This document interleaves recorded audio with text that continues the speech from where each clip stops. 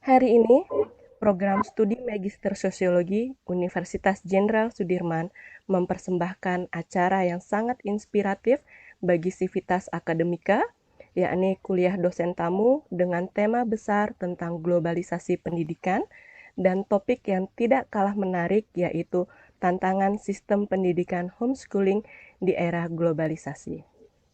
Selanjutnya, memasuki acara inti, yaitu pemaparan materi oleh narasumber yang akan dipandu secara langsung oleh Ibu Susilowati selaku moderator. Namun, sebelumnya, izinkan saya untuk membacakan secara singkat biodata moderator kita siang hari ini. Ibu Susilowati lahir di Wonosobo pada 29 April 1982. Saat ini beliau telah menikah dan tinggal di Desa Bandingan, Kejobong, Kabupaten Purbalingga, Jawa Tengah. Beliau menamatkan pendidikan S1, jurusan Pendidikan Sejarah dari Universitas Negeri Semarang, dan saat ini sedang mengenyam pendidikan S2 di program studi Magister Sosiologi FISIP Unsut. Beliau selain sebagai mahasiswa Magister Sosiologi FISIP Unsut, juga bekerja sebagai guru sejarah di SMA di MA Negeri Purbalingga. Nah, demikian sekilas tentang moderator kita pada siang hari ini. Kepada Ibu Susilowati, dipersilahkan untuk memandu kuliah dosen tamu kita siang hari ini. Terima kasih.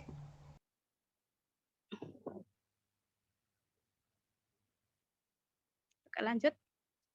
Selain pengetahuan dan keterampilan, pendidikan formal juga menawarkan sesuatu yang dibutuhkan di era global, yaitu ijazah ya, yang menjadi salah satu simbol dari penguasaan atas pengetahuan dan keterampilan. Di mana ijazah ini hingga saat ini masih menjadi salah satu syarat wajib yang harus dicantumkan ketika kita melamar pekerjaan. Nah, inilah yang kemudian menjadikan sekolah formal ini menjadi sangat dibutuhkan.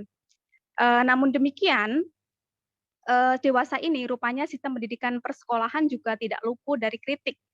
Sebagian pihak berpendapat bahwa pelajaran yang ketat pada sekolah formal dapat mengekang kebebasan siswa.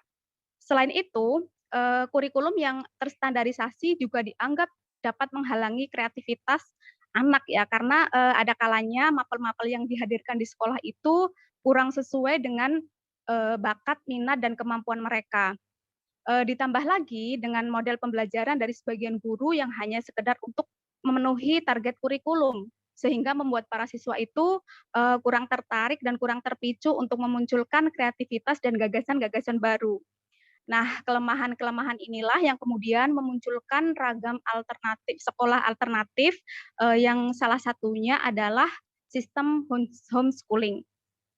Dalam sistem ini, peserta didik melakukan pembelajaran dari rumah dengan waktu yang dapat diatur sesuai dengan kebutuhan dan gaya belajar mereka gitu. Sehingga hal tersebut itu tidak mungkin diperoleh di lembaga pendidikan formal. Nah, homeschooling benarkah dapat menjadi sistem pembelajaran alternatif yang dapat menawarkan solusi bagi kelemahan-kelemahan yang terdapat pada sistem pendidikan formal? Lalu, apakah fleksibilitas yang ditawarkan oleh sistem pendidikan tersebut dibarengi dengan upaya untuk memenuhi kebutuhan siswa akan kualifikasi yang dibutuhkan untuk menjawab tantangan-tantangan globalisasi? Nah, melalui kegiatan kuliah dosen tamu hari ini bersama dengan dua narasumber kita, yaitu Bapak Nanang Martono dan Ibu Ellen Kristiani Nugroho, kita akan berdiskusi untuk menemukan jawaban atas pertanyaan-pertanyaan tersebut. Untuk pemaparan materi yang pertama akan disampaikan oleh Bapak Nanang Martono. Nah, seperti yang sudah kita ketahui, beliau ini adalah salah satu dosen di Prodi Sosiologi FISIP Unsut dengan kompetensi sosiologi pendidikan. Beliau lahir di Pekalongan pada 30 Maret 1981, yang ternyata itu beliau itu hanya 1 tahun lebih tua dari saya gitu. Namun soal pengalaman beliau itu sudah luar biasa ya. Beliau itu menempuh pendidikan S1 di jurusan Sosiologi Unsut, kemudian S2 di Sosiologi UI, dan beliau menempuh pendidikan S3 jurusan Sosiologi Pendidikan di Prancis. Nah, beliau ini termasuk dosen yang sangat produktif dalam menghasilkan berbagai karya tulis. Dalam kurun waktu kurang dari 2 tahun saja, beliau sudah menghasilkan 11 artikel. Ini dari 2020 sampai 2021. Itu sudah 11 artikel jurnal ilmiah, dan sejak tahun 2020 hingga sekarang, beliau telah mempublikasikan 14 buku, serta telah menghasilkan 50 publikasi di berbagai media massa yang mengangkat berbagai topik, di mana sebagian besar itu bertema pendidikan. Sungguh luar biasa sekali ya. Semoga ini menjadi inspirasi buat kita dan bisa menginfluence kita semua. Baiklah, sebelum Pak Nanang memaparkan materinya, mohon izin perlu saya sampaikan bahwa pemaparan materi dari masing-masing narasumber akan berlangsung selama 15 menit, dan nanti sisa waktunya akan kita manfaatkan untuk sesi diskusi dan tanya jawab. Dan kepada teman-teman yang hadir di sini, diperkenankan untuk sambil menyimak, boleh juga sambil melayangkan pertanyaan-pertanyaan melalui chat yang tersedia selama pemateri memaparkan materinya. Terima kasih. Oke, langsung saja, nggih. Marilah kita simak bersama-sama pemaparan dari pemateri pertama kita kepada Bapak Nanang Martono, dipersilahkan. Terima kasih Mbak Susi selaku moderator. Assalamualaikum warahmatullahi wabarakatuh. Yang saya hormati Pak Dekan Fisip Unsut Pak Tero Santoso, kemudian Ibu Ketua Jurusan Bu Tias Retnobulan, kemudian Ibu Kaprodi S2 Sosiologi Unsut Bu Elis, kemudian Mbak Ellen selaku pembicara. Ya, ini undangan balik ya Mbak. Setelah dulu Mbak Ellen mengundang saya, sekarang balik saya mengundang Mbak Ellen. Kemudian kepada moderator, kemudian host Mbak Prima, dan juga para peserta kuliah dosen tamu. Ya, meskipun saya bukan tamu di sini, saya tamu di rumah sendiri gitu ya. Tapi saya mengantarkan saja, saya tidak perlu nanti bicara terlalu banyak. Kalau tadi Mbak Susi mengatakan saya diberi waktu 15 menit, saya nanti cukup maksimal 7 menit saja ya, karena saya dipeseni hanya memberikan kultum saja. Jadi biar nanti yang memberikan materi lebih banyak adalah Mbak Ellen, karena Mbak Ellen yang lebih paham tentang homeschooling ya. Ya, alhamdulillah Mbak Susi, saya masih muda Mbak, karena saya belum divaksin COVID ya, belum boleh dapat jatah gitu ya. Sambil saya share screen. Ya, saya hanya ingin menyampaikan tentang pengantar tentang mengapa sih isu globalisasi kok menjadi penting ya ketika kita bicara tentang homeschooling ya. Mohon maaf untuk materi, linknya sudah dikirim panitia tadi ya lewat chat. Jika ada yang belum mungkin baru masuk, mungkin saya minta tolong Bu Mintarte atau Mbak Prima untuk mengirim chat ulang untuk materi dari saya dan Mbak Ellen. Ya, globalisasi ya, saya kira semua peserta pada siang hari ini sudah memahami ya apa itu globalisasi ya, intinya adalah penyeragaman ya. Penyeragaman banyak hal ya dalam tata kehidupan masyarakat dunia ya. Jadi kita nanti tidak akan lagi mengenal kamu Indonesia, saya Malaysia, kamu Singapura, saya Filipina, atau enggak ada, karena setiap kebudayaan akan menyatu ya, menyatu dalam arti tidak ada lagi yang namanya keunikan ya. Keunikan, tidak ada lagi batas negara karena orang kemudian bebas keluar masuk ya wilayah negara yang lain ya. Jadi kemungkinan nanti pada suatu saat tidak ada lagi yang namanya visa ya, mungkin hanya butuh paspor ya sebagai KTP yang berlaku secara internasional. Nah, kebijakan ini kemudian berdampak pada isu pendidikan ya, pendidikan di tingkat internasional kemudian menjadi acuan ya dalam praktek pendidikan di tingkat regional maupun nasional ya. Bahkan beberapa negara pun mulai mengadopsi sistem pendidikan yang berlaku di banyak negara maju. Kalau dulu di Indonesia pernah muncul kebijakan RSBI yaitu dalam rangka kita menghadapi globalisasi, tapi ternyata RSBI itu sudah salah arah ya, tidak sesuai dengan apa, kalau kata Bu Elis itu tidak sesuai dengan fitrahnya gitu ya, karena RSBI lebih banyak bernuansa komersialisasi ya, jualan bahasa Inggris, jualan status. Makanya pada tahun 2013 ya RSBI itu dihapuskan ya, karena lebih banyak menyebabkan ketimpangan sosial daripada kemajuan ya, karena hasilnya pun tidak jelas ya. Maka globalisasi juga kemudian sering dituding sebagai biang keladi ketimpangan pendidikan antar negara. Ya, ini tentu saja bisa kita maklumi karena setiap negara memiliki sumber daya yang berbeda-beda, entah itu sumber daya alam maupun sumber daya manusia. Jadi tidak serta-merta semua negara itu mampu memenuhi standar internasional. Nah, pendidikan sebagai globalisasi dalam pendidikan, ya, ada beberapa dampak. Yang pertama adalah pendidikan menjadi tidak ada batas lagi, ya, sehingga nanti dimungkinkan, ya, saat sekarang pun, ya, Kemendikbudristek, ya, melalui menterinya Pak Nadiem itu sudah mencanangkan program pertukaran mahasiswa antar negara.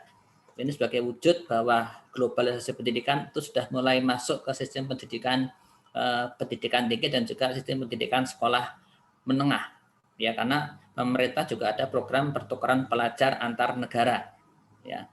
Jadi mahasiswa kita diberi kesempatan untuk menempuh pendidikan di negara, di kampus lain, ya, dengan dalam tempo beberapa bulan, ya, 1 semester, ya, tepatnya 1 semester.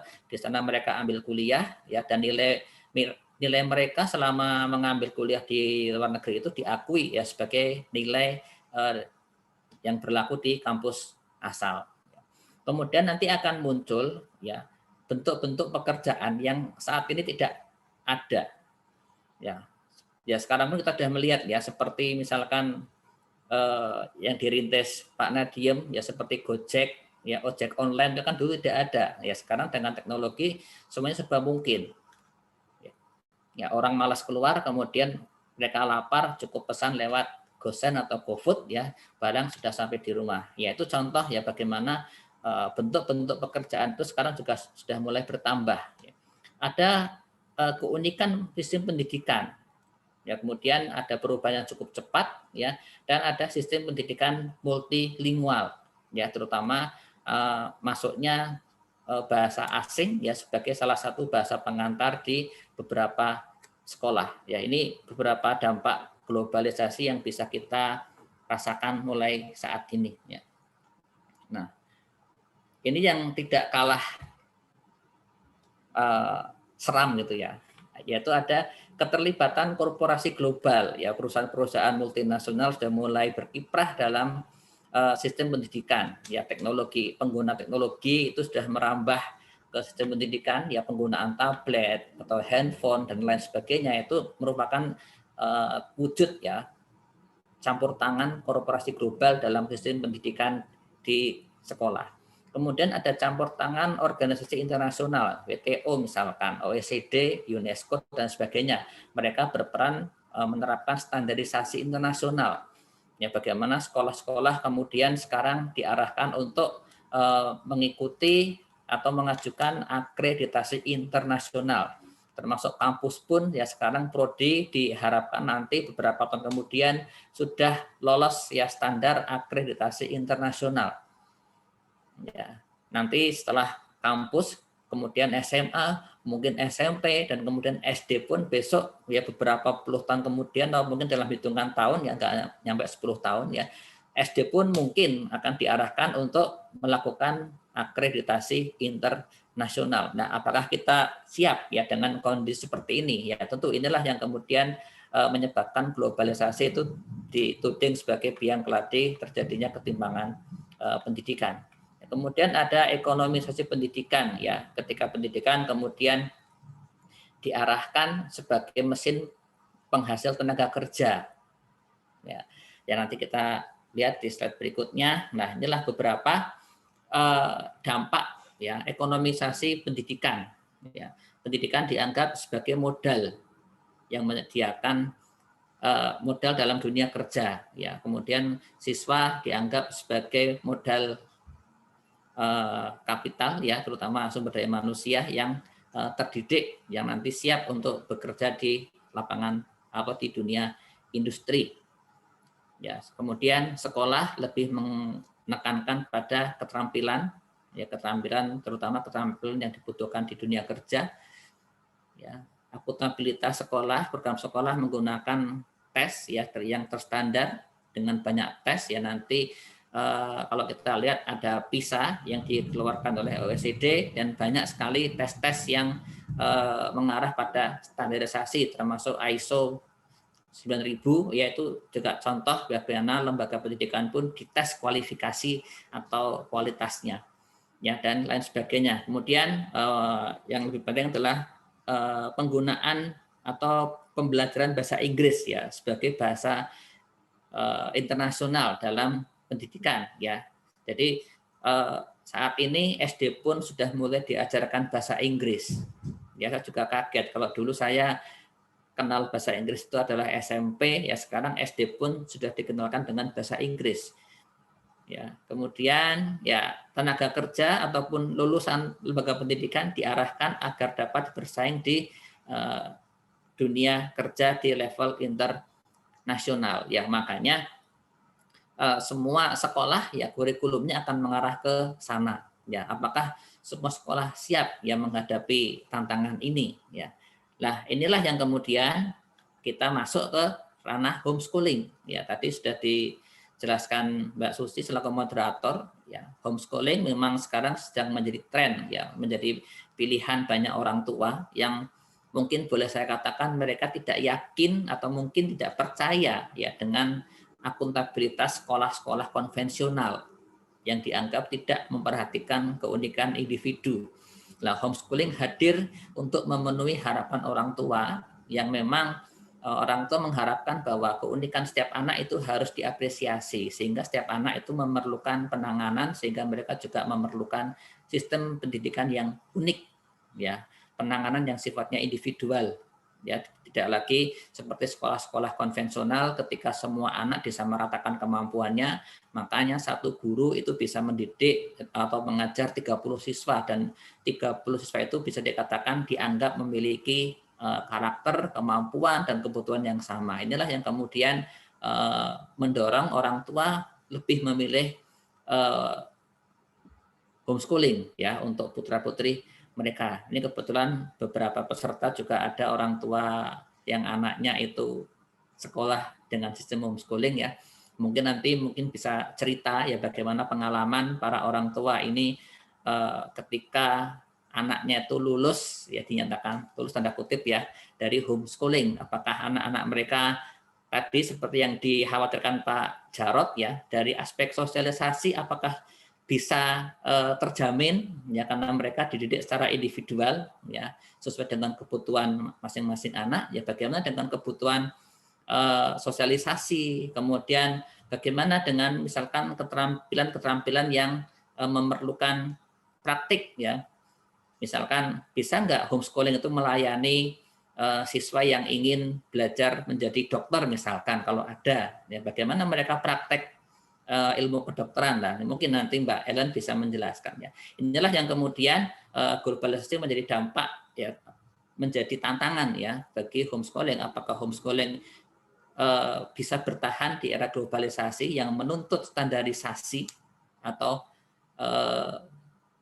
homeschooling justru ya nanti akan menyesuaikan dengan sistem pendidikan yang konvensional ya atau bagaimana ya nanti yang akan dijelaskan Mbak Ellen ya itu saja yang bisa saya sampaikan agar nanti Mbak Ellen lebih memiliki waktu yang lebih banyak ya untuk menyampaikan materinya. Terima kasih ya saya akhiri ya saya kembalikan ke Mbak Susi. Silakan Mbak Susi. Oh ya terima kasih. Sudah terdengar lagi ya. Saya jadi trauma ini Pak. Sudah. Oke. Jelas Mbak Susi. Oke. Baik, terima kasih Pak Nanang atas pemaparannya. Dari pemaparan beliau dapat kita ambil garis besarnya bahwa globalisasi itu berdampak pada ekonomisasi pendidikan, di mana pendidikan diantaranya itu dijadikan sebagai media untuk menyiapkan tenaga kerja begitu, sehingga alumni itu nanti dapat hadir di persaingan global. Nah, homeschooling ini diharapkan dapat memenuhi kualifikasi dan standarisasi yang dibutuhkan di era globalisasi. Itu. Nah, setelah tadi kita mendengar pemaparan tentang homeschooling dari sudut pandang praktisi pendidikan, selanjutnya akan kita simak pemaparan mengenai tema kita hari ini, yakni tentang tantangan sistem pendidikan homeschooling di era globalisasi dari sisi praktisi homeschooling, yakni Ibu Ellen Kristiani Nugroho. Nah, tak kenal maka tak sayang. Oleh karena itu, sebelum beliau memaparkan materinya, izinkanlah saya menyampaikan CV singkat dari beliau. Saya panggil Ibu Ellen saja, nggih. Ibu Ellen ya. Ibu Ellen, saat ini beliau menjabat sebagai Koordinator Nasional Perkumpulan Homeschooler Indonesia, sekaligus sebagai Ketua Paguyuban Orang Tua Homeschooler Semarang. Beliau ini menempuh pendidikan S1 di jurusan Hukum di Undip Semarang, kemudian menempuh pendidikan S2 jurusan Filsafat UGM Yogyakarta. Beliau ini merupakan seorang aktivis ya, karena beliau sudah aktif mengikuti berbagai organisasi sejak tahun 1998 hingga saat ini. Berarti sejak beliau kuliah di Undip itu sudah ikut organisasi. Bukan hanya itu, beliau ternyata juga seorang advokat, jurnalis, dan konselor menyusui yang telah tersertifikasi. Di tengah kesibukannya, beliau ternyata masih memiliki waktu untuk menulis. Terbukti beliau telah menghasilkan 1 buku dan 3 buku antologi. Kemudian pengalaman beliau di bidang homeschooling ini tidak diragukan lagi, karena beliau telah menjadi narasumber dari ratusan kegiatan workshop, sosialisasi homeschooling, seminar, entah itu seminar pendidikan, seminar parenting, seminar homeschooling ya, kemudian dialog umum, kemudian training guru, manajemen sekolah, serta program pendidikan pluralisme. Dan mengenai kiprah beliau yang begitu luar biasa tersebut telah dimuat di berbagai media online. Demikian CV singkat dari beliau. Selanjutnya kepada Bu Ellen, dipersilahkan untuk memaparkan materinya. Monggo Bu Ellen. Terima kasih Mbak Susi atau Bu Susi? Monggo Bu. Mbak lebih senang Bu. Iya Mbak lebih Susi. Salam kenal juga, tadi Pak Jarod sudah meninggalkan tempat ya, kemudian Bu Elis, Bu Mintarti, Mas Nanang, senang bisa ketemu lagi. Saya mau ini dulu memastikan dulu waktu saya berapa menit nih, karena waktu Japrian sama Mas Nanang katanya 45 menit, jadi materi saya agak, slide-nya agak banyak, tapi tadi dibilang sama Mbak Susi 15 menit, jadi yang Monggo manakah? Bu. Ini nanti kita waktu sampai jam 3 Bu, jadi ini kan sisanya tinggal buat Bu Ellen semua nih. Pak Nanang tadi cuma ambil 7 menit, jadi sisanya buat Bu Ellen saja. Baik, kalau begitu saya mulai saja ya, share screen-nya.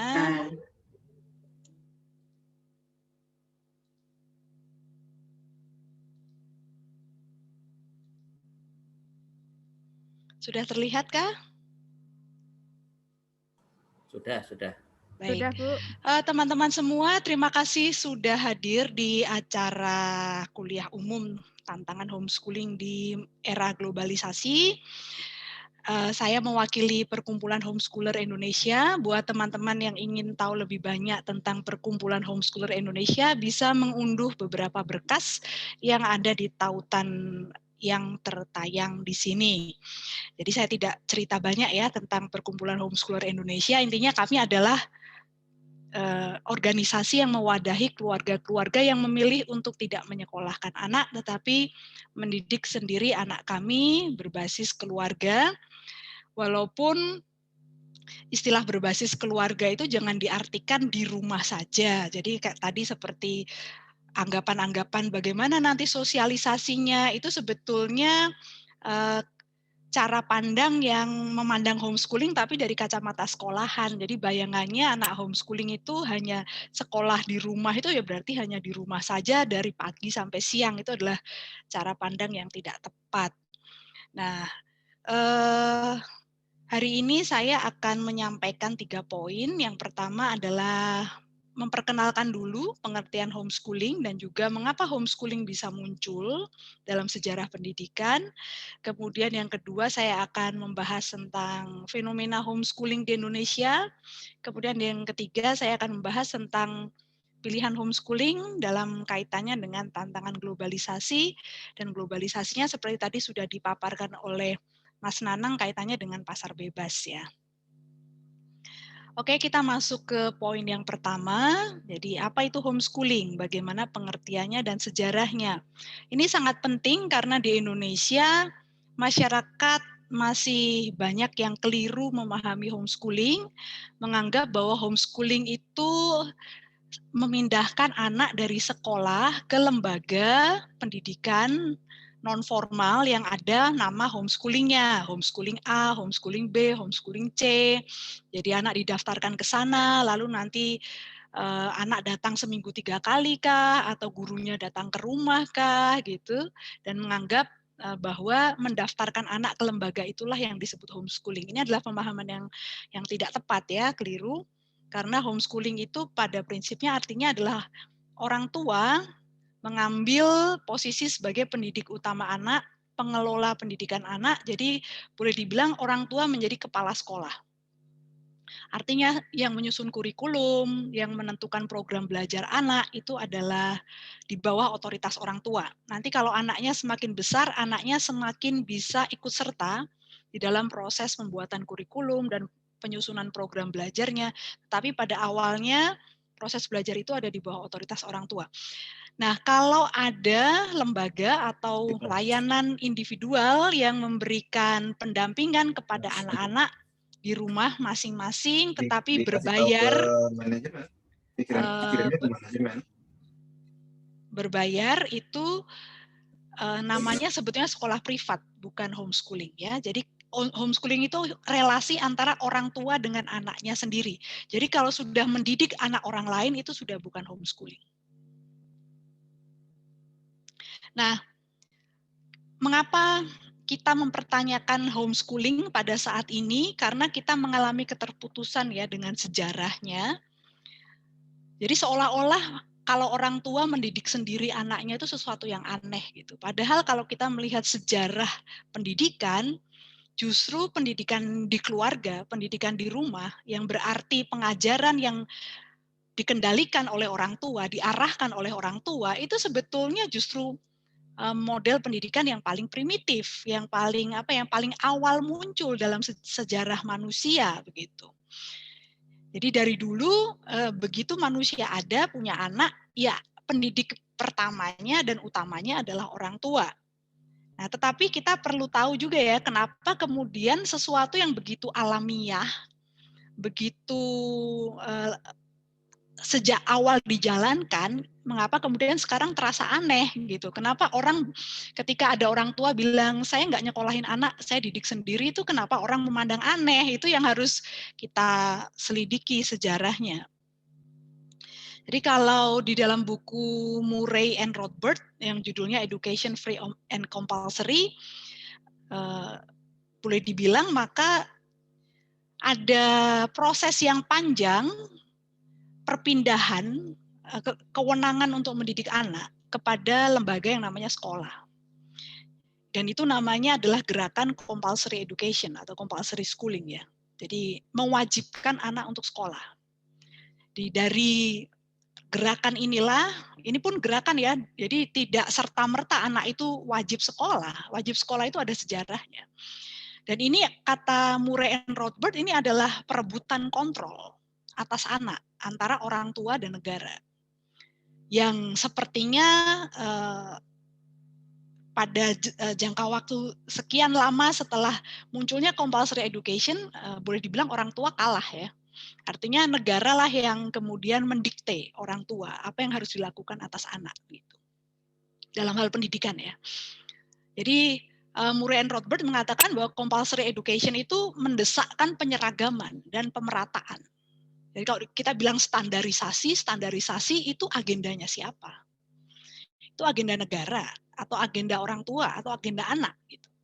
Kalau kita bicara tentang anak individual sebagai pribadi yang unik, maka sebetulnya penyeragaman itu bertentangan dengan kodrat anak itu sendiri. Makanya nanti kalau kita bicara tentang homeschooling, justru homeschooling itu mempertanyakan standarisasi.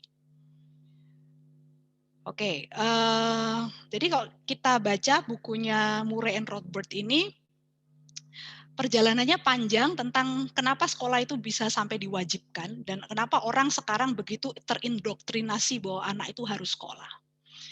Dari sejak Yunani kuno sebetulnya sudah ada contoh ya pewajiban sekolah di Sparta, itu semua anak wajib masuk sekolah militer sejak dia masih usia dini.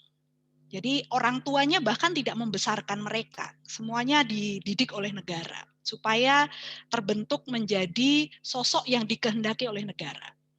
Nah, tetapi itu kan hanya terbatas ya di lingkup kecil di Sparta saja. kalau sekarang hampir seluruh dunia kemudian menganggap bahwa sekolah itu wajib, maka itu sejarahnya bukan dari Yunani kuno, tetapi dari Eropa. Diawali tahun 1524 setelah reformasi Protestan ya, munculnya reformasi Protestan, maka tokoh reformasi Protestan terutama di Jerman, terutama yang namanya Martin Luther, berpendapat bahwa anak-anak itu harus dikasih pendidikan yang sama terutama tentang agama. Ya, supaya punya pemahaman yang sama tentang agama. Jadi Martin Luther ini tokoh reformasi Protestan, dan saat itu Protestantisme berhadapan-hadapan dengan banyak agama yang lain kan, ada Katolik, ada Islam, ada Yahudi begitu. Maka Martin Luther mewajibkan ya, mendorong pemerintah Jerman waktu itu mewajibkan anak-anak disekolahkan supaya ada penyeragaman identitas agama dan supaya anak-anak taat kepada negara. Maka di situ dimulailah yang namanya kurikulum yang diseragamkan. Dan kemudian ada wajib presensi di sekolah, attendance ya, compulsory attendance. Jadi dicatat anak mana yang hadir, anak mana yang tidak hadir, kemudian yang bolos akan didenda. Itu muncul di situ. Kemudian setelah Martin Luther, tokoh Protestan berikutnya yang sangat berpengaruh di dalam gerakan pewajiban sekolah adalah John Calvin. Ini kalau tadi Martin Luther di Jerman, maka John Calvin ini pengaruhnya sampai ke seluruh Eropa. Jadi tahun abad ke-16 itu kemudian di Prancis, di Belanda juga diwajibkan sekolah dasar, baru sekolah dasar tapi. Kemudian abad 17-18 itu sistem pendidikan nasional di seluruh usia ya, itu mulai di Prusia.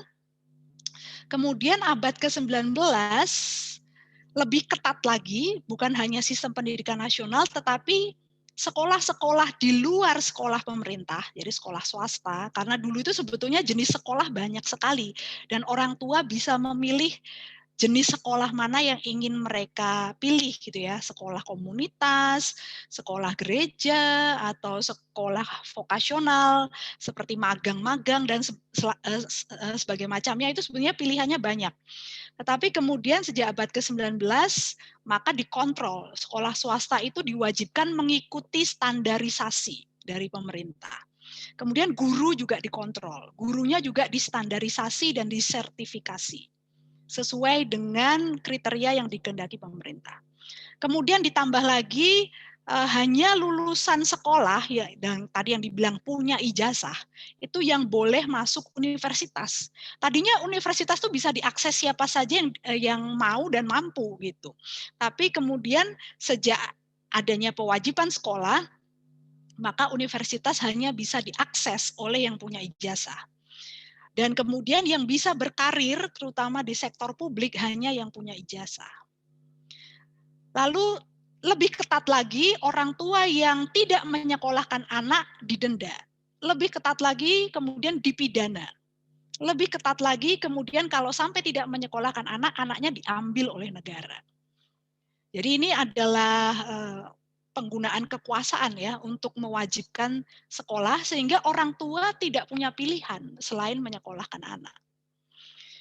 Nah, sementara itu di Inggris pada abad 19 juga pewajiban sekolah ini didukung oleh sektor industri karena mereka butuh calon pekerja. Sehingga kurikulum sekolah, sistem sekolah itu dirancang untuk menyiapkan calon pekerja.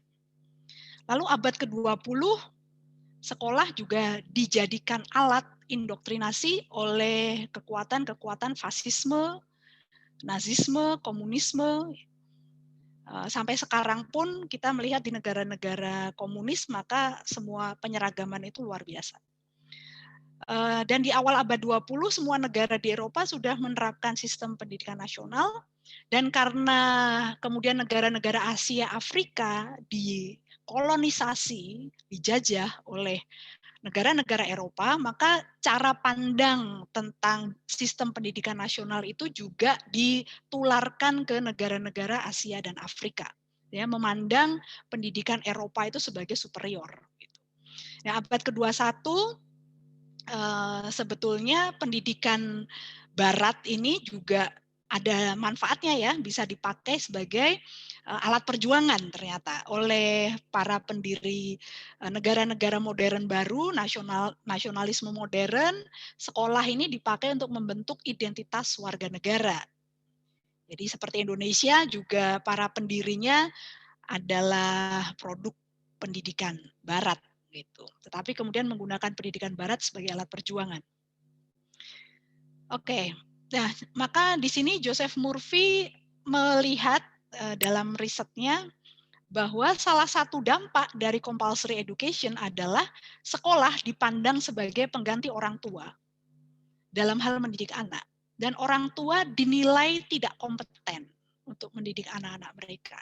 Inilah yang menyebabkan orang-orang itu merasa heran kalau ada orang tua yang berani-beraninya tidak menyekolahkan anak dan mendidik sendiri anak-anaknya. Memangnya kamu bisa, memangnya kamu kompeten. Jadi mulai dari kakek, nenek, tetangga, teman kerja, dan orang-orang di sekitar akan mempertanyakan kalau ada orang tua ya, ayah ibu yang memilih untuk tidak menyekolahkan anak. Dan bukan hanya berdampak kepada masyarakat, ini berdampak kepada orang tua sendiri juga.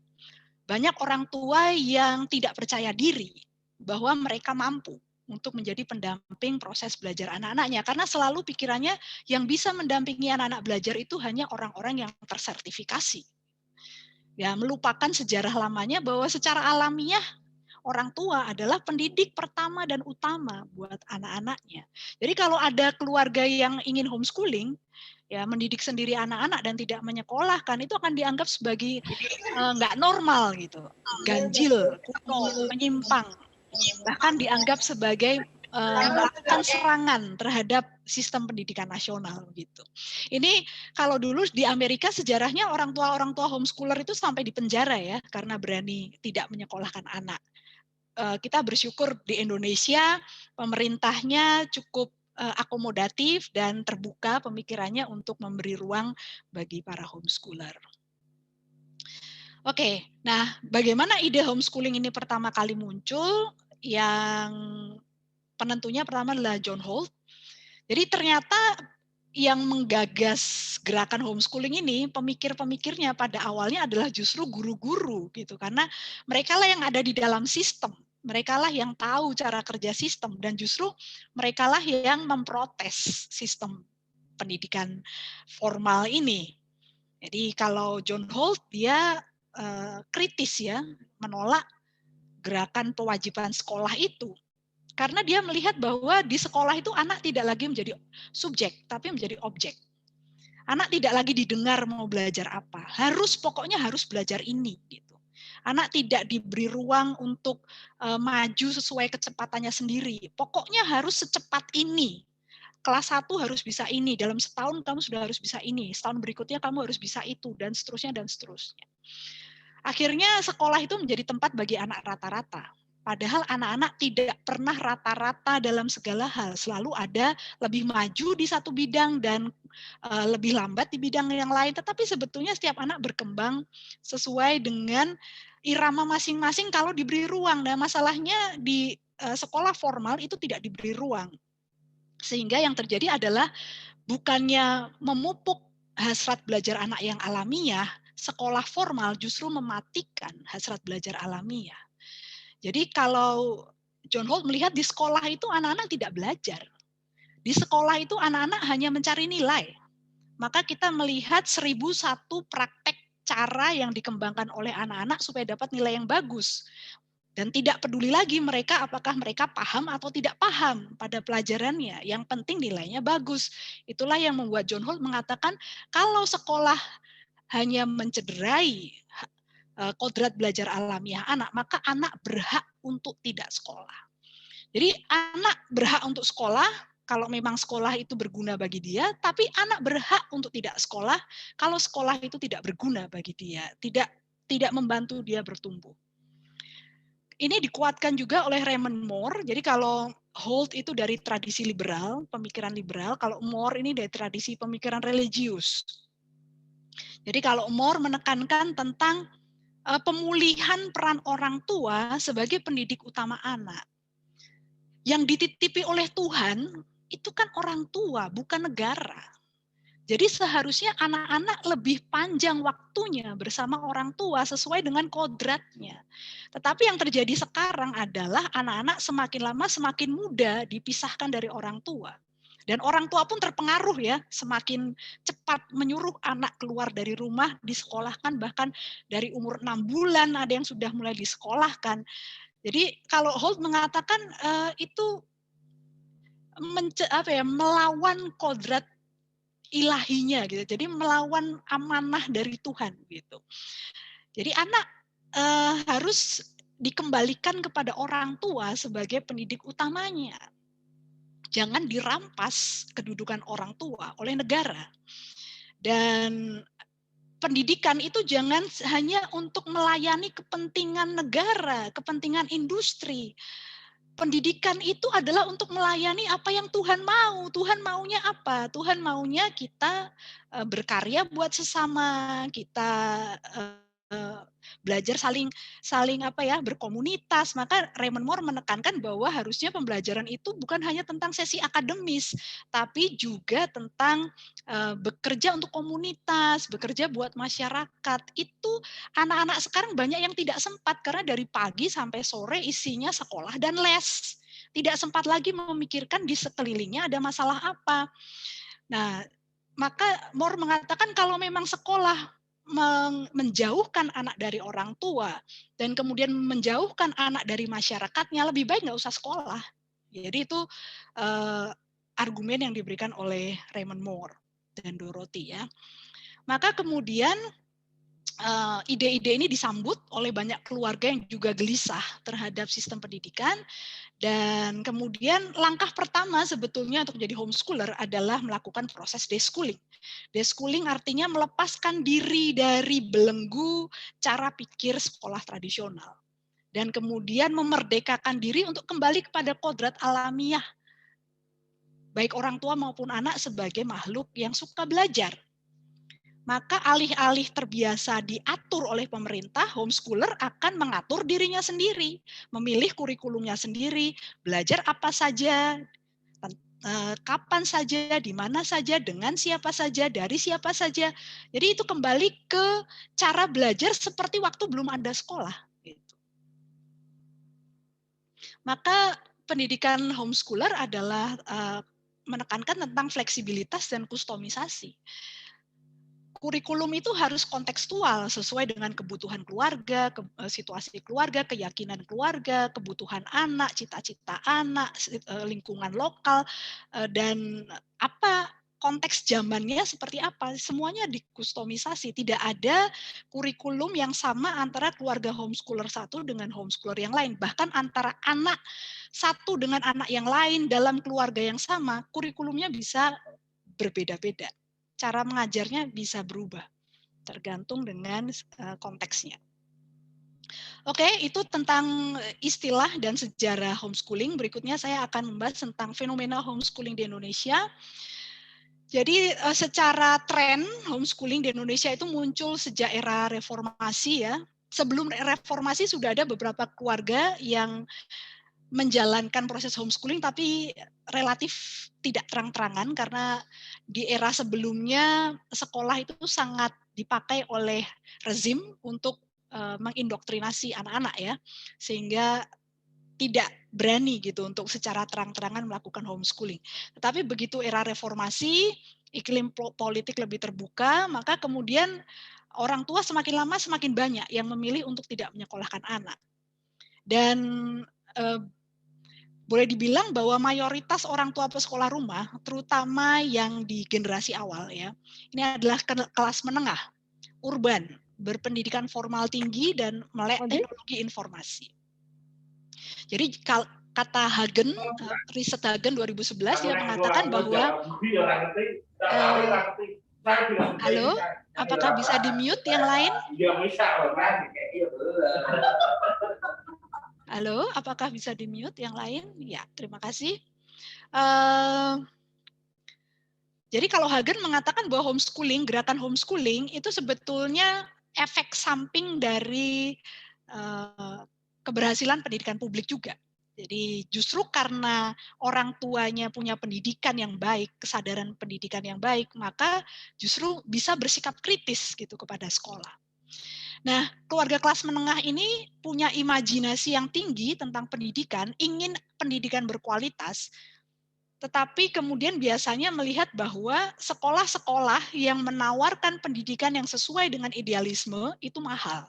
Ya, karena kita ini di era pasar bebas ya, jadi ternyata mahal gitu ya, pendidikan-pendidikan yang lebih ideal gitu. Sementara pendidikan persekolahan yang ditawarkan, yang umum, yang bisa dijangkau itu tidak memuaskan. Maka kalau kita lihat ini contohnya adalah survei internal PHI Agustus 2020. Kebanyakan yang memilih untuk homeschooling itu dari swasta ya, wira swasta dan karyawan swasta gitu.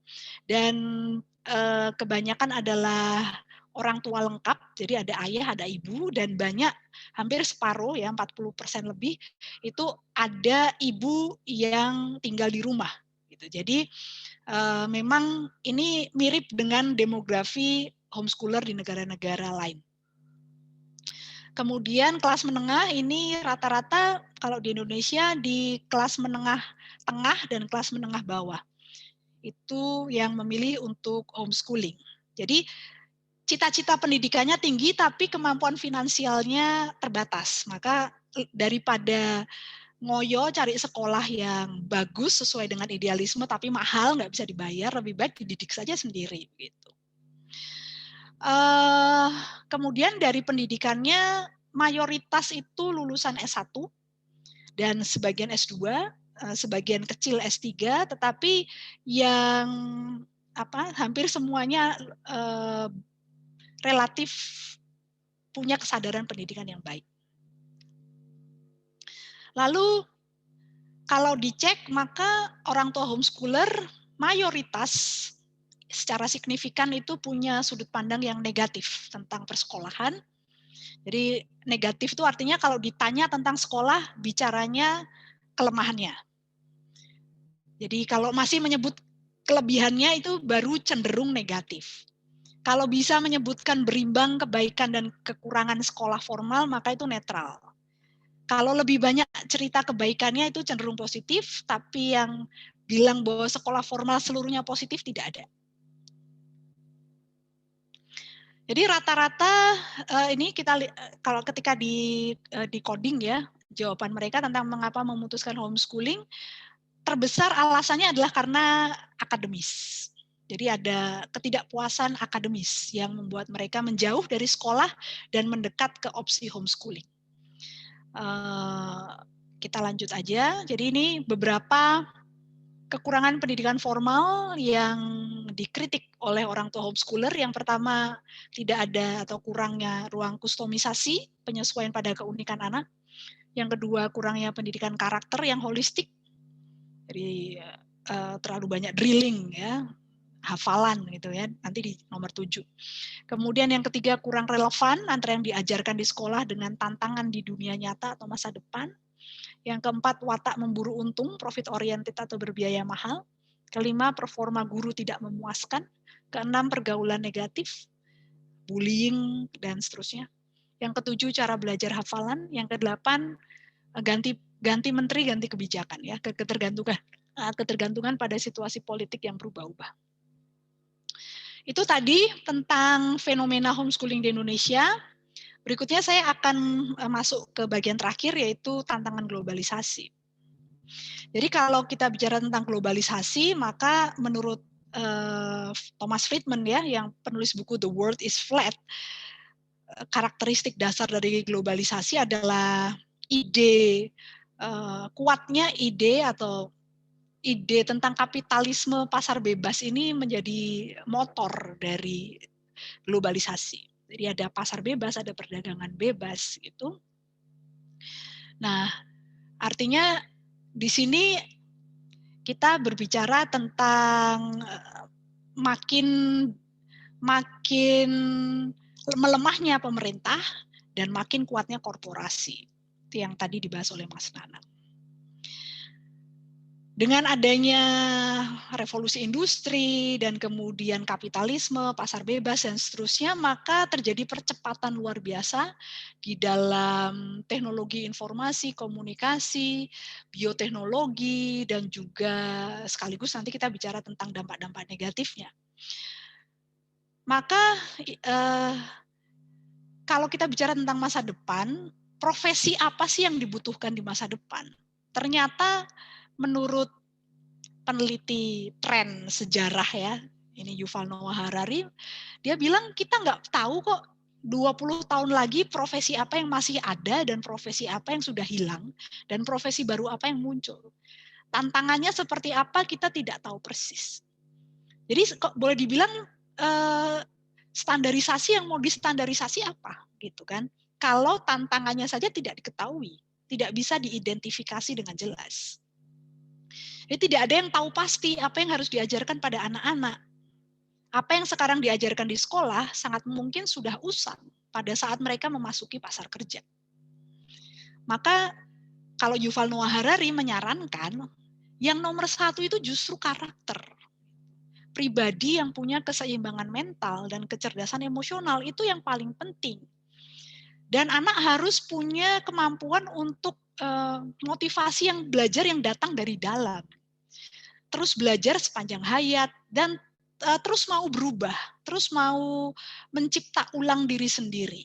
Ya, jadi resiliensi emosional ini dan keterbukaan pikiran inilah yang justru paling penting untuk dimiliki anak di era globalisasi, di era masa depan yang serba tidak pasti. Maka kemudian Jerry Kaplan juga peneliti tentang artificial intelligence mengatakan bahwa sudah tidak relevan lagi pandangan bahwa antara fase belajar seperti sekarang ya, sekian tahun sekolah, nanti setelah lulus sekolah masuk pasar kerja gitu. Itu tuh sudah nggak relevan lagi. Harusnya antara belajar dan bekerja itu sisip menyisip gitu. Dan anak harus dibuat untuk mampu punya kesempatan menguasai keterampilan baru dimanapun. Gitu. Jadi pada masa sekolah pun sudah magang, sudah mulai mencoba bereksperimen bekerja. Dan sebetulnya anak homeschooler tidak ada kesulitan dalam hal itu, banyak yang melakukannya. Maka kalau ditanya, bisakah homeschooler bersaing di era global? Kalau dilihat kita mengikuti logika globalisasi, maka sebetulnya homeschooling ini menawarkan sesuatu yang menarik gitu, karena di dalam homeschooling ada kedekatan yang lebih baik antara anak dan orang tua, dan semua riset psikologis mengatakan bahwa kedekatan antara anak dan orang tua itu adalah fondasi dari kesehatan mental dan kecerdasan emosional. Kemudian dalam proses belajarnya ada fleksibilitas, ada kustomisasi, sehingga anak muncul kesenangan belajar dari dalam. Dan semua minat, bakat, semua potensinya bisa terfasilitasi sesuai dengan kecepatan masing-masing ke arah yang anak itu inginkan gitu. Kemudian tidak ada sekat antara fase belajar akademis dengan persiapan terjun ke dunia kerja. Orang tua bisa memfasilitasi anaknya untuk magang sejak kapanpun anak itu merasa mau dan siap gitu. Dan sekolah rumah itu karena yang diurusi hanya satu keluarga, kalau mau berubah itu cepat sekali. Tidak perlu menunggu tim ahli rapat lalu keluar Permendikbud yang baru atau PP yang baru gitu untuk mengubah kurikulum, ubah saja sendiri kalau memang butuh gitu. Dan homeschooling ini resilient pada perubahan situasi. Kita kayak sekarang pandemi ya. Sekolah formal kelimpungan semua gitu kan. Hanya sekolah-sekolah yang memang yang progresif, yang cepat gitu ya untuk menyesuaikan diri yang tidak kebingungan menghadapi pandemi ini. Sementara homeschooling baik-baik saja, tidak ada masalah karena sudah terbiasa belajar secara mandiri dengan menggunakan teknologi informasi, itu tidak ada kesulitannya gitu. Dan ke depan dengan adanya perubahan iklim, kemungkinan bencana, kemungkinan pandemi itu banyak sekali besar gitu ya, karena kita menghadapi lingkungan yang semakin rusak gitu. Jadi proses belajar homeschooling ini justru sangat resilient pada perubahan situasi. Hanya saja kemudian itu kan kalau kita mengikuti logika globalisasi. Kalau yang ditekankan justru oleh para pemikir yang kritis pada globalisasi adalah justru mempertanyakan asumsi bahwa the world is flat, bahwa semua orang itu akan mendapatkan peluang yang sama di era globalisasi. Karena kenyataannya tidak sama, the world is not flat. Jadi anak-anak yang ada di negara berkembang seperti Indonesia, seperti di Afrika, begitu tidak akan punya kesempatan yang sama seperti anak-anak yang ada di Skandinavia, yang ada di Amerika, yang ada di Eropa. Tidak sama kesempatannya, dan ketika disuruh bersaing bebas, sebetulnya terjadi ketidakadilan di situ. Ya, jadi buat negara-negara berkembang, globalisasi itu justru mengancam banyak sekali hal. Anak-anak kita akan dijadikan tenaga kerja murah, buruh murah, begitu. Yang lulusan sekolah itu juga tidak terkecuali ya. Kemudian lingkungan kita dirusak ya, kemudian kita dijadikan pasar untuk jualan, kayak misalnya kemarin ada BTS Meal misalnya gitu kan, berduyun-duyun orang Indonesia mengeluarkan uangnya pergi kemana, begitu kan. Nah, ketika itu tidak disadari, maka anak-anak kita hanya akan jadi objek dalam era globalisasi. Maka justru yang penting adalah, di sini ada teman-teman homeschooler juga, yang penting adalah bisakah homeschooler bersikap kritis gitu pada globalisasi. Dan kita bertanya lagi, sebetulnya apa sih tujuan pendidikan? Apakah betul hanya mempersiapkan anak saya untuk jadi tenaga kerja? Apakah betul anak saya membutuhkan distandarisasi? Distandarisasi untuk kepentingan siapa? Apakah anak saya sudah merdeka belajar dalam arti sesungguhnya? Sukses itu apa sebetulnya? Dan anak saya harapkan untuk jadi pribadi yang seperti apa, untuk mewujudkan masyarakat dan dunia yang seperti apa. Jadi filosofi pendidikan itu harus selalu menjawab, manusia itu siapa dan untuk apa manusia ada di bumi? Apakah kita ada di bumi hanya untuk memenuhi kepentingan industri? Hanya untuk memenuhi kepentingan negara supaya kelihatan punya daya saing berhadapan dengan negara lain? Ditanya atau tidak, sebetulnya anak-anak sendiri punya kepentingan apa dengan proses belajar itu. Jadi arahnya itu sebetulnya jangan hanya menanyakan apa kepentingan negara, hanya ditanyakan apa kepentingan pasar, tanyakan juga kepada anak. Dia di dunia ini itu misinya apa, untuk mewujudkan apa. Jadi pendidikan harusnya bisa mewadahi itu semua. Gitu. Jadi ini penutup dari saya, mau homeschooling, mau sekolah, sama saja sebetulnya.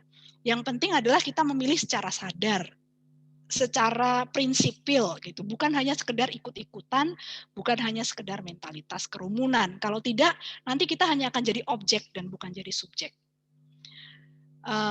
Itu dari saya, mudah-mudahan tidak kepanjangan. Terima kasih.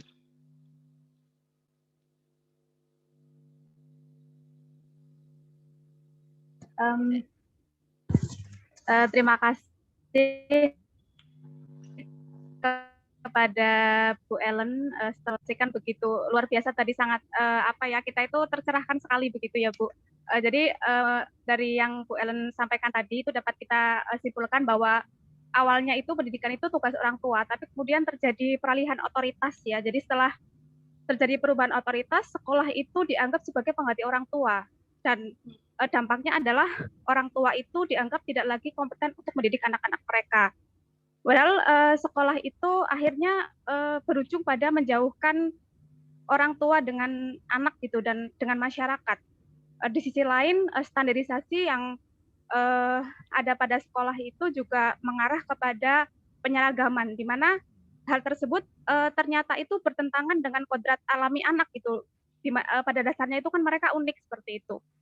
Nah, nanti disinilah homeschooling itu hadir untuk menawarkan sistem pendidikan yang sifatnya itu custom, jadi menyesuaikan dengan bakat, minat, dan kemampuan anak begitu ya Bu. Nah, kalau dikaitkan dengan globalisasi, menurut Bu Ellen, homeschooling ini sangat bisa gitu bersaing di era globalisasi, karena justru di situ mereka mendapatkan maksudnya basic yang sangat kuat gitu dengan kedekatan orang tua gitu, sehingga membuat emosional anak itu berkembang dengan baik gitu, sehingga ini kemudian dapat mendorong anak itu supaya bisa lebih memiliki tekad itu untuk belajar, untuk mengetahui hal-hal baru seperti itu. Kemudian standarisasi di era globalisasi itu juga bisa saja ketika anak itu mencapai usia kerja itu sudah tidak relevan lagi begitu, sehingga sekarang apa sih yang mau dikejar dari standarisasi itu gitu. Nah, terakhir tadi statement dari Bu Ellen itu bahwa belajar itu bukan hanya untuk memenuhi harapan negara dan kebutuhan tenaga para kapitalis, tetapi justru diharapkan itu kembali ke kepentingan anak. Begitu apa yang saya tangkap dari pemaparan Bu Ellen tadi. Nah, selanjutnya kita akan memasuki sesi diskusi. Nah, untuk sesi pertama, saya akan berikan kesempatan kepada 3 penanya ya. Ini tadi saya cek di chat itu belum. Oh, ini sudah ada ini yang masuk sebentar. Saya beri kesempatan kepada yang chat yang sudah masuk dulu, nanti yang kedua baru saya berikan kepada ini audiens yang akan bertanya langsung begitu ya. Sebentar saya buka chatnya. Ini pakai HP jadi agak susah. Ini pertanyaan pertama datang dari siapa ini? Muhammad, Mas Muhammad gitu ya. Beliau itu bertanya, masih menyimak nggih? Oke, langsung saja saya bacakan pertanyaannya. Apakah homeschooling tidak bisa diakses oleh masyarakat menengah ke bawah?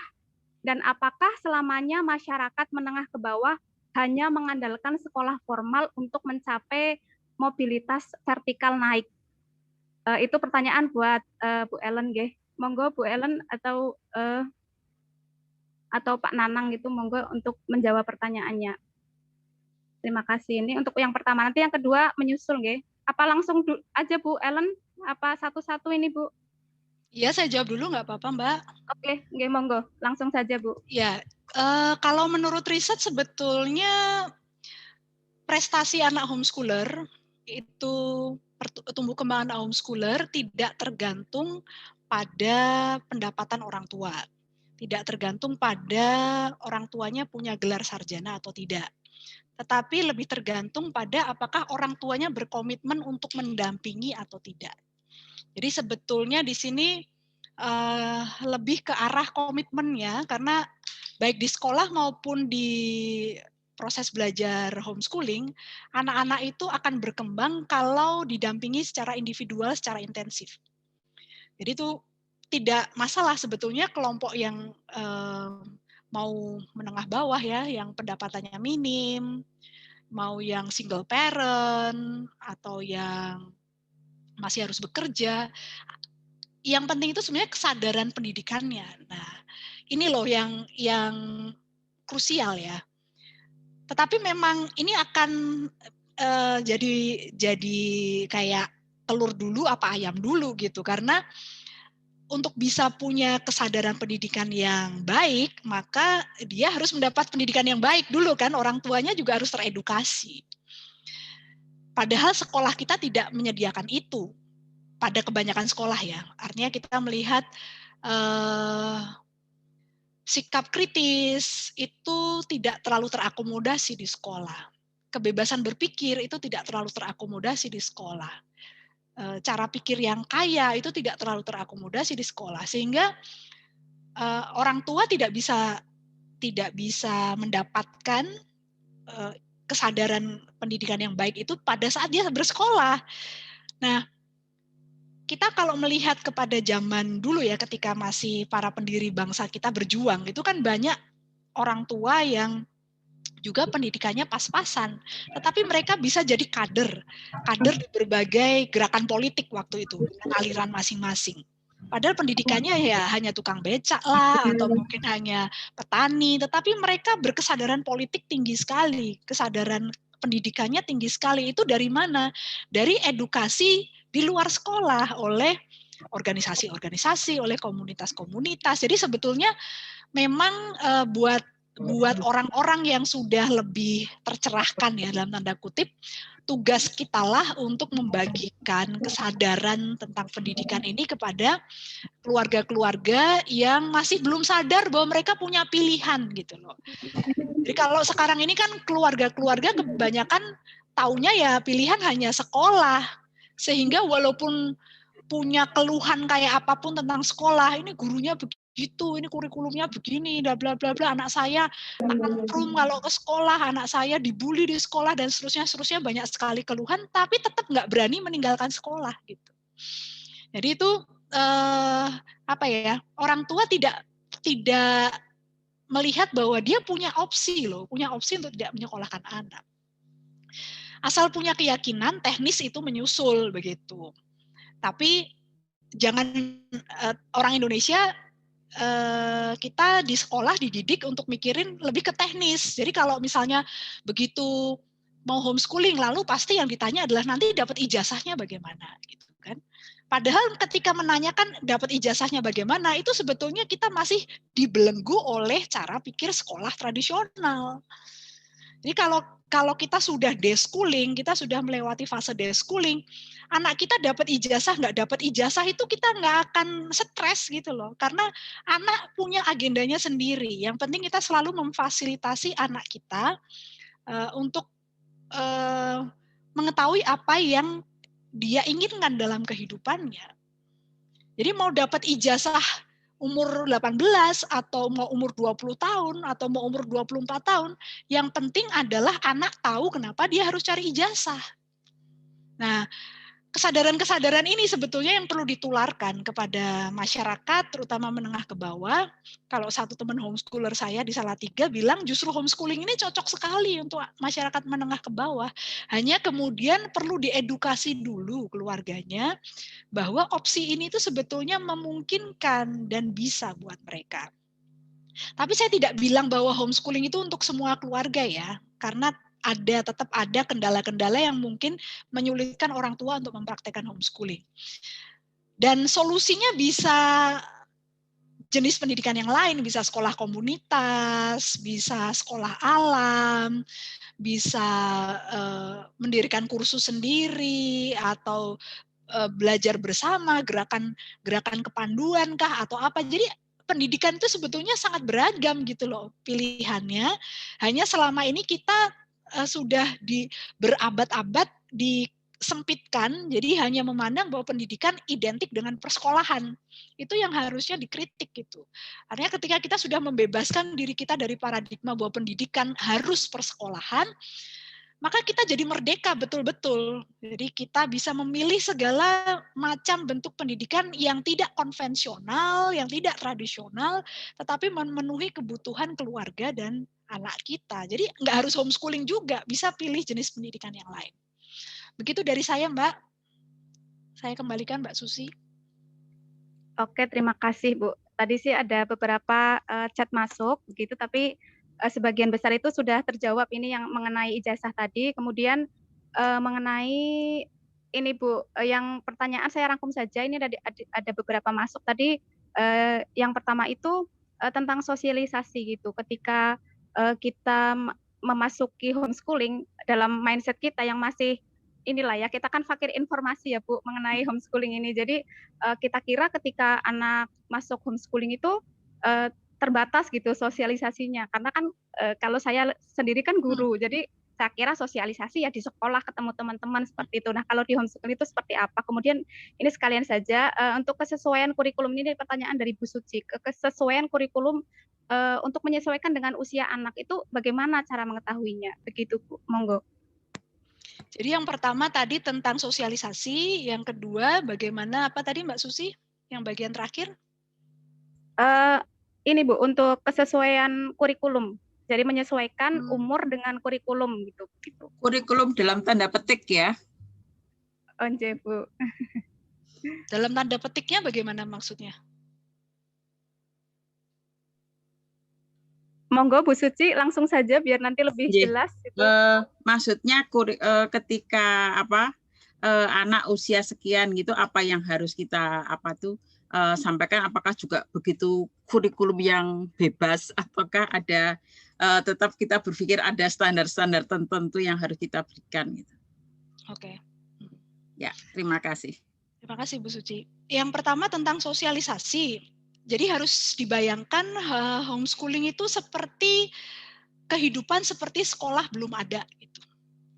Waktu sekolah belum ada kan orang tetap bersosialisasi, orang tetap belajar. Bagaimana caranya orang bersosialisasi dan orang belajar kalau tidak ada sekolah? Itulah yang dilakukan oleh homeschooler. Jadi main ke rumah tetangga, kemudian berkomunitas, ikut kegiatan kampung, ikut kegiatan keagamaan. Sekarang banyak sosialisasi online, teman dari luar negeri lewat chat atau apa, itu media sosial. Jadi segala macam media perjumpaan dengan orang lain itu bisa dimanfaatkan. Kan bedanya cuma hanya nggak sekolah aja gitu. Dan justru sosialisasi anak homeschooler itu lebih merdeka karena tidak dibatasi oleh usia. Jadi dia tidak harus hanya bergaul dengan anak-anak yang seusia. Jadi anak homeschooler itu terbiasa bergaul lintas usia, lintas budaya, lintas status ekonomi, lintas agama, lintas wilayah. Ya, bersosialisasi sebagaimana wajarnya seperti ketika belum ada sekolah, begitu aja. Memang kendalanya biasanya kalau cari teman yang sebaya, itu sulitnya karena teman-teman sebayanya itu pada ke sekolah.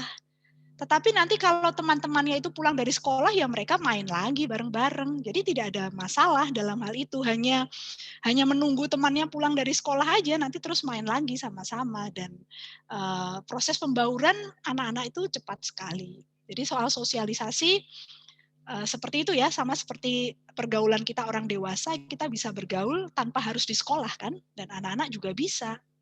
Kemudian yang kedua tentang kurikulum, yang harus dipahami adalah bahwa keluarga homeschooler itu punya banyak opsi kurikulum.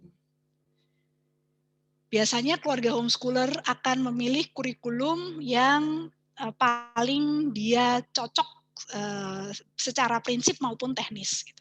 Jadi ada macam-macam metode dalam homeschooling yang populer di antara keluarga-keluarga homeschooler. Ada unschooling, ada Charlotte Mason, ada Montessori, ada Waldorf, ada eclectic, ada Moore formula, ada Raymond, ada banyak sekali kurikulum yang dijual, kurikulum yang bikin sendiri. Ada juga keluarga yang menyusun sendiri kurikulumnya berbasis yang penting nanti anak saya bisa mewarisi pekerjaan orang tuanya. Jadi orang tuanya sudah punya bisnis, anaknya kurikulumnya ya magang pada orang tuanya. Jadi ada banyak sekali kurikulum yang bisa dipilih dan capaiannya yang dilihat terutama adalah seberapa anak menyukai bidang itu, seberapa anak kemudian mampu melakukannya, perilaku anak menjadi baik atau tidak. Itu semua nanti capaiannya biasanya dipandu oleh kurikulum atau metode atau filosofi pendidikan yang dipilih oleh masing-masing keluarga. Jadi beda keluarga, beda filosofi, bahkan pada filosofi yang sama, cara penerapannya bisa beda-beda karena yang dipegang bukan assessment dalam arti nilai ini, nilai matematikanya berapa, nilai bahasa Indonesianya berapa, lalu dinilai dengan angka, tetapi lebih ke prinsip. Jadi misalnya contoh saya adalah praktisi metode Charlotte Mason, maka salah satu yang menjadi kunci di dalam pendidikan CM adalah melatihkan kebiasaan baik. Maka kemudian bagaimana saya tahu anak saya berkembang atau tidak? Dari saya melihat kebiasaan baiknya sudah terbentuk mapan atau belum. Misalnya kebiasaan bangun pagi. Apakah anak sudah bisa bangun pagi tanpa harus disuruh-suruh lagi, tanpa harus dibangun-bangunkan lagi. Nah, kalau sudah bisa, berarti dia sudah mendapatkan kemajuan. Jadi kemajuan itu kan tidak hanya di bidang akademis, tapi di banyak aspek kehidupan yang lain. Dalam minat bacanya bagaimana, ada peningkatan atau tidak. Kemampuan dia untuk berkomunikasi dengan orang di sekitarnya bagaimana, bisa nggak dia menempatkan diri bicara dengan orang yang lebih tua, dengan yang sebaya, dengan yang lebih muda, itu semuanya menjadi bahan observasi dan evaluasi dari keluarga homeschooler. Begitu Mbak. Ya, matur nuwun, Mbak Ellen. Sami-sami. Oke, terima kasih untuk jawabannya tadi. Untuk sosialisasi, ternyata justru ketika anak-anak masuk ke homeschooling ini, justru mereka mendapatkan pengalaman praktis begitu ya untuk bersosialisasi, bukan hanya dengan teman sebaya, namun mereka juga bersosialisasi dengan berbagai kalangan, berbagai usia, berbagai etnis, budaya, agama gitu, sehingga pengalamannya itu jauh lebih nyata dibandingkan anak-anak itu belajar di sekolah formal gitu. Kemudian untuk kurikulum tadi, karena tadi sifatnya custom gitu, jadi menyesuaikan dengan kebutuhan anak masing-masing, di mana capaiannya itu ternyata lebih kepada sebaik apa anak itu sudah bisa menerapkan kebiasaan-kebiasaan baiknya, seperti itu nggih. Untuk pertanyaan selanjutnya, langsung ini saja pertanyaan langsung yang monggo buka mic-nya yang mau menyampaikan pertanyaan secara langsung, walaupun sudah chat tidak apa-apa, langsung saja monggo. Halo, apakah ada yang mau menyampaikan pertanyaan secara langsung? Ini Mbak Nur Aini mungkin mau menyampaikan secara langsung. Mohon maaf sekali saya itu pakai HP, jadi ini agak ini ya, jadi kalau membaca itu harus keluar dulu begitu. Monggo.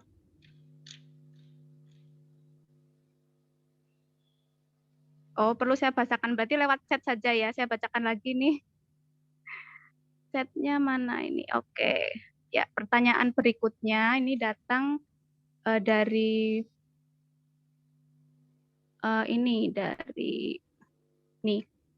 dari Mas Aditya gitu. Pertanyaannya, adakah perbedaan pengasuhan dengan pendidikan jika tujuan dalam homeschooling bergantung pada visi keluarga masing-masing? Maka apa yang menjadi batasan suatu keluarga disebut menjalankan homeschooling? Terima kasih.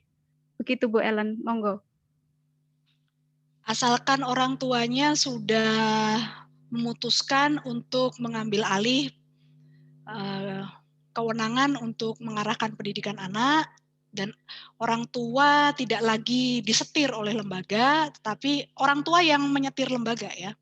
Jadi kalau orang tuanya merasa butuh anaknya kursus A misalnya, ya dikursuskan. Anaknya butuh belajar dengan mentor X, ya dileskan gitu. Tetapi penentunya itu keluarga, bukan kita yang disetir oleh lembaga gitu. Jadi asal orang tua sudah siap menjalankan wewenang itu, ini bukan wewenang yang ringan ya, karena untuk bisa melakukan itu kan berarti orang tua harus banyak berpikir. Berpikir tentang apa sebetulnya yang paling ingin saya wujudkan dalam pendidikan anak saya. Saya mencita-citakan anak saya jadi pribadi yang seperti apa sih? Gitu. Kalau orang tua berpikir dan kemudian dia tahu apa yang sebetulnya arah pendidikan keluarganya mau kemana, anak-anaknya mau diarahkan kemana, ya berarti sudah homeschooler. Keluarkan anak dari sekolah. Karena kalau masih di sekolah berarti masih didikte oleh lembaga. Jadi anaknya dikeluarkan dari sekolah, kemudian diatur sendiri. Dari anak bangun tidur sampai tidur lagi, apa yang akan dikerjakan? Ya diatur sendiri bersama dengan anak. Diatur dari pagi sampai malam, apa yang mau dikerjakan. Jadi anak-anak homeschooler itu kalau sudah mapan ya kebiasaannya untuk mengenali apa yang mereka suka, itu dari tahun ke tahun anak-anak akan semakin mandiri. Jadi biasanya anak-anak usia SMP itu sudah kenal gitu apa yang mereka mau tekuni gitu, apa yang mereka mau kembangkan. Itu biasanya mulai usia SMP sudah pada ngerti karena sudah terbiasa diajak untuk merumuskan sendiri apa yang kamu mau dalam pendidikanmu gitu. Jadi ini kebiasaan berdialog dengan anak ini akan sangat penting sekali dalam praktek homeschooling. Jadi ada bonding, ada komunikasi, dan orang tua dan anak bertumbuh bersama. Jadi kalau di dalam homeschooling jangan dibayangkan yang belajar itu hanya anak. Justru yang paling harus banyak belajar adalah orang tua. Karena selama ini orang tua kan terbiasa menyerahkan urusan pendidikan kepada pihak lain. Jadi orang tua cari duit untuk membayari orang lain mendidik anaknya. Lalu ketika kemudian seperti pandemi sekarang, anak dikembalikan ke orang tuanya bingung harus ngapain. Karena tidak terbiasa mengarahkan pendidikan anaknya sendiri. Dan anak juga tidak terbiasa mengarahkan pendidikannya sendiri. Tapi kalau dalam proses homeschooling, orang tuanya terus belajar, anaknya juga makin mandiri. Dari tahun ke tahun itu anak-anak dan orang tua betul-betul menjadi kawan seperjalanan ya di dalam proses bertumbuh bersama. Begitu Mbak Susi? Oh ya, terima kasih ya. Jadi ketika orang tua sudah memiliki otoritas penuh atas pendidikan anak-anaknya, ya dari bangun sampai dia tidur lagi, berarti kita itu sudah menjalankan homeschooling, begitu nggih Bu? Ini pertanyaan juga masih banyak yang masuk, tapi ini karena waktunya tinggal 10 menit, jadi satu penanya lagi nggih Bu. Bisa gini juga Mbak Susi, jadi kalau ada pertanyaan yang belum terjawab di sesi online ini bisa dikumpulkan, nanti saya jawab secara tertulis. Nanti saya kirim ke panitia, nanti panitia bisa teruskan ke yang bertanya. Oke, siap Bu. Ini kalau ini berarti di sesi ini satu lagi ya Bu ya? Karena banyak ya. Silakan kalau ada yang mau bertanya bisa di chat box, terus nanti biar bisa direkap oleh panitia gitu ya. Nanti saya akan jawab secara tertulis. Oke, siap. Sebentar. Ini tadi ada dari Mbak Lisa Daniel nih. Pertanyaannya, siapakah yang jadi pemegang otoritas atas anak-anak kita? Ini tadi sudah terjawab saya rasa tadi. Jadi orang tua ya. Berikutnya saja karena tadi yang itu sudah terjawab. Langsung saja ini. Bagaimana status anak-anak homeschooling secara administrasi di Indonesia? Karena di Indonesia masih berbasis administrasi. Ini yang menjadi tantangan para homeschooler. Memang untuk orang tua yang penting itu pendidikan anaknya daripada dapat ijazah atau tidak gitu. Cuma kedepannya was-was juga begitu. Mohon pencerahannya Bu, gitu ini. Monggo Bu dari Bu Eka ini. Artinya karena kita para homeschooler harus menyadari bahwa kita ini minoritas. Yang namanya minoritas itu berarti tidak bisa mengharapkan kita diperlakukan setara dengan apa yang mainstream gitu, kecuali kita berjuang gitu ya. Makanya kita sama-sama berkumpul, berorganisasi, tujuannya adalah kita memperjuangkan bersama-sama supaya anak homeschooler dengan cara belajarnya yang khas itu tidak didiskriminasi dibandingkan anak-anak dari sekolah formal maupun dari non-formal. Dan kalau melihat arahnya, sepertinya pemerintah juga memberi ruang untuk itu, sehingga kan seperti PHI juga dilibatkan di dalam proses perumusan standar sekolah rumah. Ya, di forum-forum seperti itulah kita harus memperjuangkan kekhasan homeschooler. Jadi di satu sisi kita memastikan bahwa anak-anak kita dipenuhi hak-haknya atas pendidikan yang berkualitas dan negara memfasilitasi kita untuk itu. Di sisi yang lain kita sebagai orang tua pesekolah rumah juga harus menjalankan kewajiban kita ya sebagai orang tua yang baik, warga negara yang baik. Jadi kita juga harus bekerja sama juga kalau misalnya kita diminta untuk menceritakan seperti apa sih proses belajarmu di rumah bersama anak-anak begitu. Itu kalau ada komunikasi dan koordinasi yang saling memahami, mutualisme ya antara pemerintah dan keluarga-keluarga homeschooler, maka kita akan bersama-sama bisa memberikan yang terbaik buat anak-anak kita.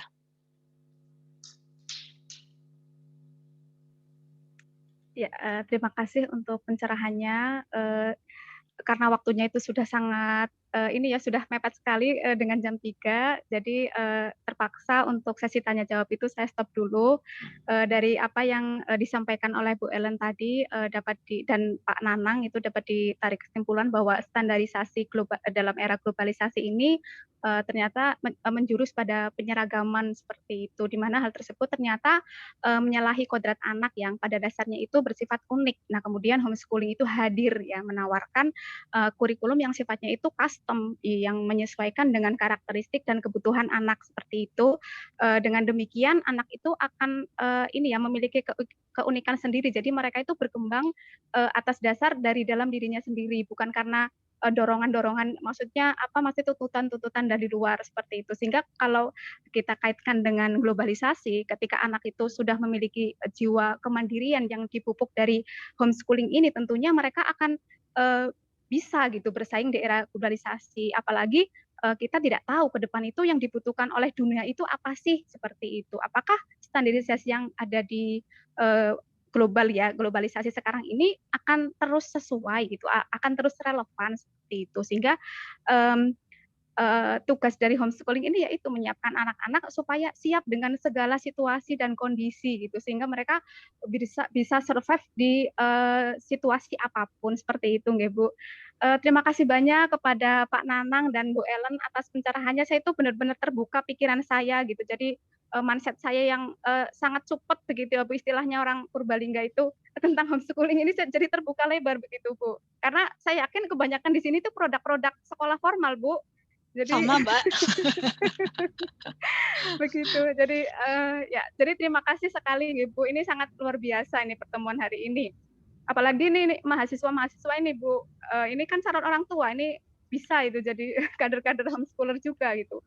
Karena kemarin ya Bu, PJJ itu orang tua itu istilahnya anak sekarang itu kena mental Bu. Begitu anak-anaknya dikembalikan ke rumah, stres semuanya. Akhirnya kan banyak terjadi kekerasan dalam rumah tangga kan ya Bu ya.